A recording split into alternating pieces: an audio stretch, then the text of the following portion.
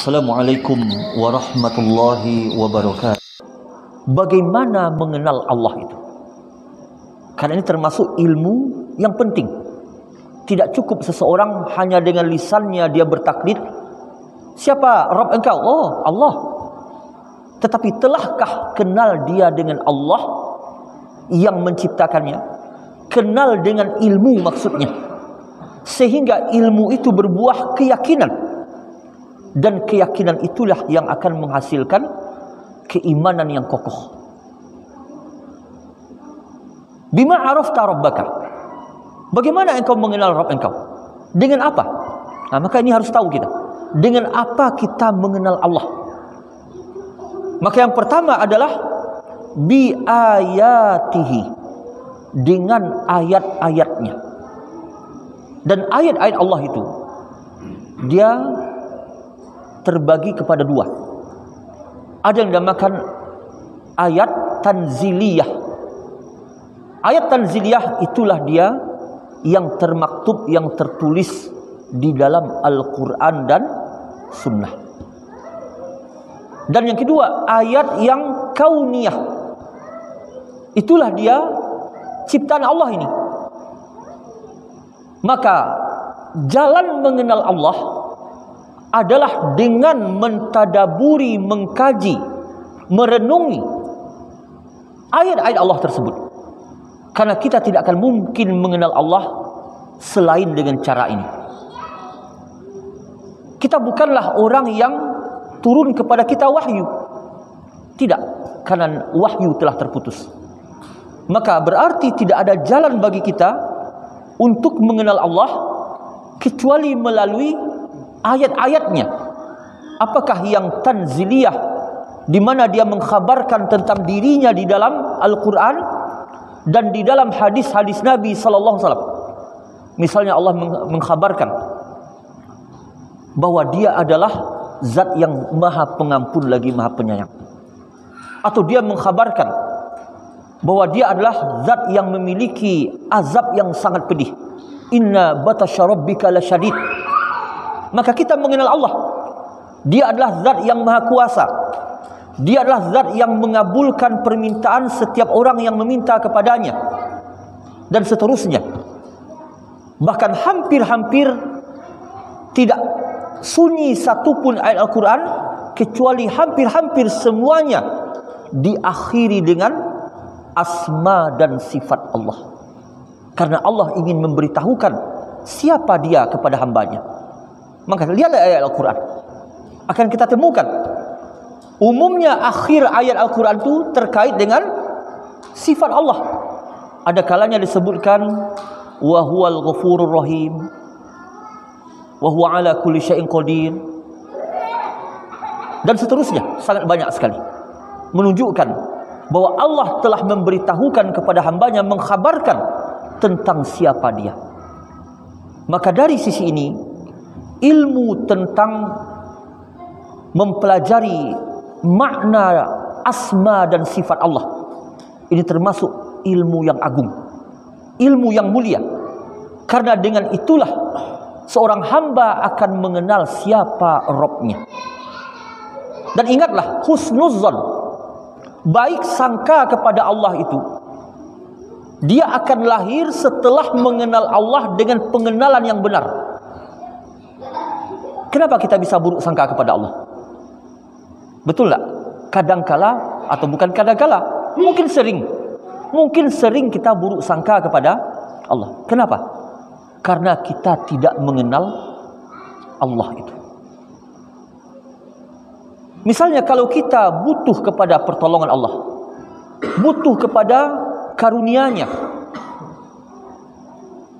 maka apa yang membuat kita lemah harapan dan enggan untuk meminta karunia Allah? Karena kita tidak mengenal bahwa Allah dialah Al-Mannan, dialah Dzul Jalali wal Ikram. Apa itu Al-Mannan?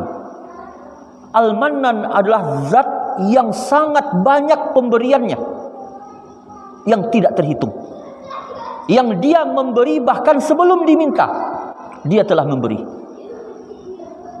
Dzul Jalali wal Ikram, yang memiliki kebesaran dan kemurahan.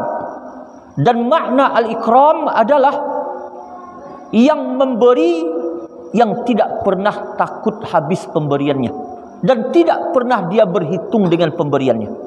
Itulah al-ikram, Dzul Jalali wal Ikram.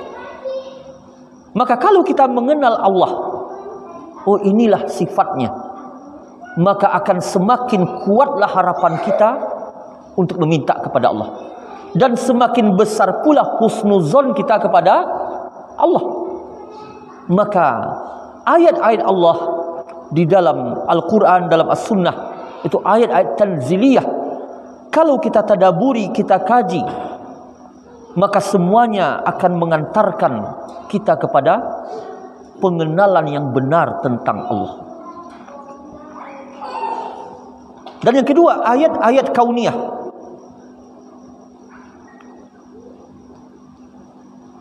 Ayat-ayat kauniyah, yakni ciptaannya, makhluknya. Misalnya Allah Ta'ala berfirman, wa fi anfusikum afala tubsirun. Dan pada diri kalian, apakah tidak kalian perhatikan, tidak kalian lihat? Ini ciptaan Allah yang paling mudah untuk kita renungi, kita tadaburi, itu diri kita, penciptaan diri kita. Maka apabila seseorang mentadaburi tentang penciptaan dirinya, dia akan mengenal tentang keagungan Allah dan kekuasaan Allah.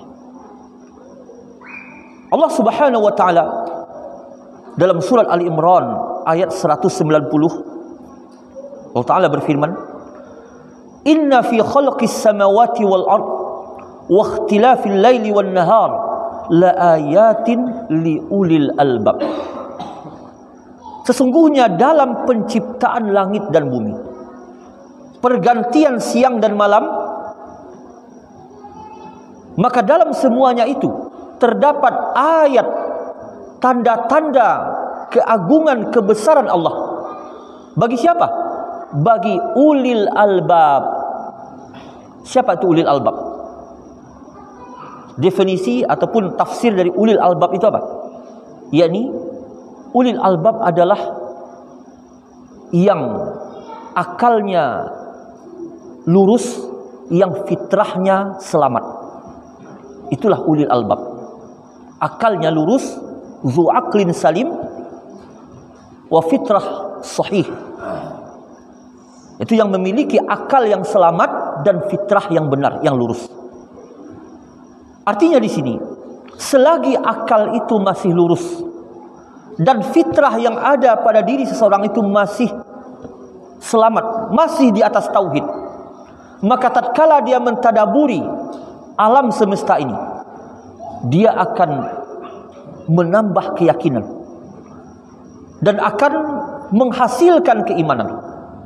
Karena itulah puncak tertinggi dari ilmu pengetahuan, maksudnya ilmu pengetahuan dunia ya, teknologi, apakah fisika, kimia dan seterusnya, maka puncak tertingginya akan sampai kepada keimanan.